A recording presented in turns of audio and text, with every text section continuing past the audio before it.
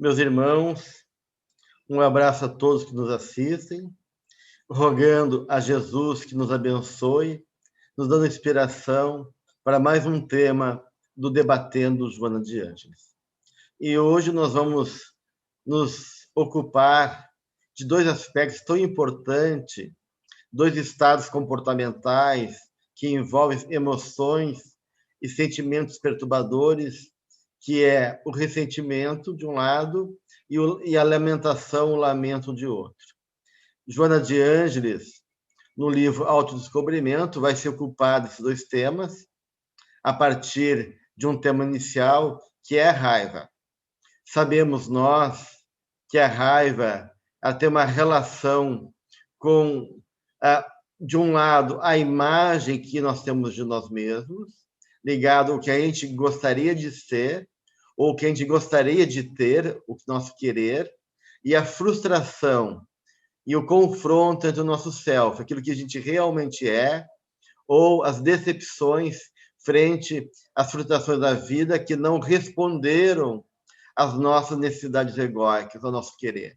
Então, a raiva, de certa maneira, é uma frustração diante desses dois confrontos entre o aspecto idealizado, entre o aspecto que envolve a nossa busca egóica do desejo frustrado, esse self que envolve tanto as limitações inerentes à nossa realidade, como também, muitas vezes, o choque com realidades que a gente tenta mascarar de nós mesmos. E essa raiva, de certa maneira, não deixa de ser um sentimento de impotência. Quando algo nos frustra, nos incomoda, nos sentimos incapazes de lidar com a situação, impotentes, e a raiva é uma defesa contra essa impotência, muitas vezes focada contra nós mesmos ou no objeto que gerou essa frustração ou essa decepção. E Joana, comentando sobre o ressentimento, ela vai nos trazer que o ressentimento é fruto, muitas vezes, dessa raiva exacerbada. A pessoa vai ficando no estado de frustração permanente, de uma raiva encapsulada que vai minando o nosso mundo interno, gerando uma pessoa ressentida. Então, esse ressentimento, ficar ressentindo, é ficar preso lá no foco, na situação que nos aconteceu, ou diante da pessoa que gerou decepção ou mesmo nos magoou, porque o ressentimento tem muitas vezes também ligação com a mágoa. A mágoa é um dos fatores mais fortes geradores de ressentimento, porque essa mágoa representa uma dor do nosso ego frente ao sentimento de injustiça, frente ao sentimento de decepção, frente a um tipo de projeção que a gente colocou na outra pessoa e ela não correspondeu a essa imagem ou ao nosso desejo, ao que a gente esperava, e aí isso, então, se reflete a partir de uma mágoa, né? De um sentimento que eu me senti ferido, e eu trago dessa ferida, e o ressentimento é ficar, de uma maneira, alimentando essa ferida. Só que o ressentimento não necessariamente é fruto de mágoas do passado em relação às pessoas que nós nos sentimos machucados ou decepcionadas ou injustiçados. Esse ressentimento ele pode vir de qualquer situação que possa gerar em nós algum tipo de situação, de experiências que é difícil de suportarmos, né? Então, aquilo fica como um conflito não resolvido, uma perturbação, e a gente vai agasalhando, a partir disso, uma sensação interna de desconforto frente à vida, como se a gente não aceitasse, de uma maneira, aquela realidade que nos aconteceu, e ficamos internamente brigando com ela, repassando ela, inconscientemente preso, né, naquele fato do passado ou naquela pessoa, e esse ressentimento vai gerando, então, sentimentos de antipatia. E essa antipatia se converte em uma animosidade frente à vida, porque a pessoa ressentida facilmente ela reage, daí porque ela já está com essa imagem internalizada, geralmente ligado a uma ferida da sua autoimagem, da sua autoestima. Então ela se sente ferida e aí ela começa a reagir na vida a partir desse entendimento. Ela fica preso a essa percepção do que se o mundo não entendesse ela, se o mundo não compreendesse ela, se o mundo não responde à sua necessidade, que ela dá muito para o mundo e o mundo não reconhece, não valoriza o que ela dá. E a pessoa, então, fica preso nesse condicionamento, gerando esse tipo de antipatia, né, que Joana coloca, que é uma animosidade crescente em relação a tudo e aos outros. Né? Então, e isso acaba, de certa maneira, provocando uma série de perturbações, desarticulando o nosso equilíbrio interno, desarmonizando os processos metabólicos e orgânicos, gerando uma possibilidade de vários tipos de enfermidades no futuro. Né?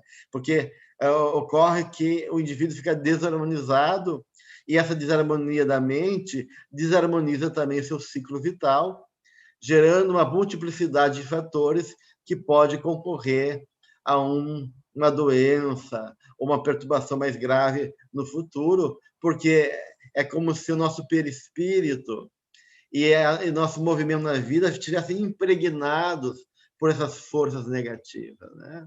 E aí a necessidade, de certa maneira, da gente poder estar atento a isso, né? De não cultivar essa sombra no nosso coração e esses conflitos que acabam nos colocando sempre numa sensação de desacordo com a vida. Então, importa, dentro desse orar e vigiar, nos perceber os fatores que provocam o nosso ressentimento, perceber os fatores que estão por trás dessas emoções e que muitas vezes está sendo também movidos por outras questões mais profundas da nossa alma, como sendo o pessimismo, a culpa, ou o nosso orgulho, que não reconhece que o mundo pode não corresponder à nossa necessidade, o infantilismo de exigir da vida algo que a gente acha que a vida tem que nos dar, e aí a gente fica, então, nesse estado de permanente indisponibilidade, de cobrança e frustração frente às situações que nos acontecem, ou preso lá naquela situação do passado, retomando ela, alimentando ela, repassando, né? Se ressentir, repassando ela e aprisionando em imagens negativas que só geram mais perturbação dentro do nosso mundo interno. Então, esse é o aspecto do ressentimento. E aí tem também a lamentação. E é importante a gente distinguir uma condição de outra, que se o ressentimento tem a ver com essa frustração que envolve raiva e que envolve mágoas, frustrações, e da qual a gente fica preso nesse passado, cultivando por não saber elaborar e não aceitar o que aconteceu, a lamentação já é fruto de um hábito que a gente vai construindo e que vai se constituindo como um padrão interno na nossa vida. E isso também é muito negativo, né? Que processos que vão ficando arraigados na nossa personalidade e que envolve, de certa maneira, geralmente, processos de conflitos que trazemos, mal resolvidos também, e, junto com esse conflito, geralmente, uma condição de insegurança. Então, pessoas que são inseguras ou frágeis, e que são movidas por temores, né? E que, de uma maneira, tem uma postura defensiva diante da vida, vai criando, como a Joana fala, esse vício perturbador de se lamentar. É como se as pessoas fossem atormentadas a todo momento por uma fantasia que o mundo é difícil, que o mundo é complicado, que elas não têm condições, que elas não têm sorte, que elas não têm o mesmo recurso que as outras pessoas. E aí elas vão carregando o seu coração de temores. Então, a pessoa que se lamenta é uma pessoa atormentada, atormentado por fantasias de medos, fantasias de temores, e muitas vezes esse lamento está sendo alicerçado numa base de insegurança e de autoestima baixa. Então, de certa maneira, a gente vai criando um mundo, uma percepção da realidade que é muito pessimista. Porque o lamento é isso, né? Tu acaba, de certa maneira, achando que tudo é ruim, que tudo é prejudicial, que tudo pode gerar e, de uma maneira, constranger a um desfecho trágico. E aí a gente se alimenta, puxa, né? Então, e a gente começa a ter esse vício, como a Joana coloca, de começar a olhar as coisas só por esse ângulo. Em vez de ver o lado positivo da vida, o lado construtivo, porque toda experiência, por mais difícil que seja, ela é sempre um concurso favorável ao nosso crescimento. A gente sempre pode tirar da experiência algo positivo que possa, de certa maneira, ajudar a gente a crescer e evoluir espiritualmente. A pessoa que se lamenta não consegue enxergar isso, porque a sua mente está presa, aprisionada, fechada nessa fantasia, que faz com que ela enxergue tudo a partir do mesmo ângulo. Que esse ângulo negativo, esse ângulo desamoroso, é uma forma de ver a vida sem amor, amor próprio, amor e gratidão em relação ao amor que o Pai tem junto de cada um de nós. Então, a pessoa fica presa nessa visão de olhar a vida a partir de uma perspectiva derrotista, negativa, infeliz, inferior e assim por diante. Ou a pessoa se identifica com esse lamento e fica uma pessoa infeliz que vai cultivando atitudes e conceitos, e a fala dela e a atitude corresponde a esse padrão, ou ela foge, mascara o lamento através de uma compensação psicológica, seja pelo álcool ou gratificações como compulsões ao alimento ou a jogos, e de uma maneira fica uma forma de tentar equilibrar, sanar esse estado de lamento, mas que não resolve, né? De uma maneira acaba aprisionando, e as pessoas acabam muitas vezes perpetuando um rosário de queixas, de lamentações, e que isso acaba também gerando em torno delas uma imagem muito negativa, porque as pessoas acabam se cansando e não tendo paciência de lidar com essas pessoas, até porque elas geram uma energia tóxica no ambiente, né? Elas vão liberando essas tensões, essa imagem, ou querendo pedir atenção. A alimentação pode ser usada como uma forma de sensibilizar os outros, para que os outros tenham pena de mim e possam me dar atenção e afeto, mas é uma estratégia muito equivocada, que em vez de favorecer esse processo de reconhecimento, de dignidade, de amor do outro em relação a nós, acaba gerando uma atitude, muitas vezes, de desprezo ou de, eu diria, as pessoas ficam intolerantes porque se cansam, né? Então, de uma certa maneira, nesse lamento, nós temos tanto uma autoestima baixa e uma visão pessimista, então, que acaba resultando num processo de autocompaixão injustificável. A gente acaba tendo pena de nós mesmos, né? E, de uma maneira, essa pena, Joana de Anjos nos coloca, que é fruto dessa falta de reconhecimento do nosso valor, e não só isso, que esse tipo de autocompaixão exagerada, injustificável, ela acaba gerando um tipo de preguiça mental, física e mental, porque a pessoa parece que não quer, desiste da vida. como elas se falam como vítimas da família, vítimas do grupo social, do mundo, do governo, né, que não tem, que tem azar, e abre mão dessa visão positiva, otimista, elas vão desistindo da vida, como se ela não tivesse mais esse compromisso ou coragem ou autoestima para poder lutar pelo que elas querem. Então, de uma certa maneira, né, meus irmãos, não há como conquistar uma realidade, frutos, se a gente não semear até esses frutos amadurecerem e chegarem até nós. Então, é importante a gente realmente sair dessa concha aprisionante de uma autocomiseração, né? E poder recuperar em nós a nossa potência individual.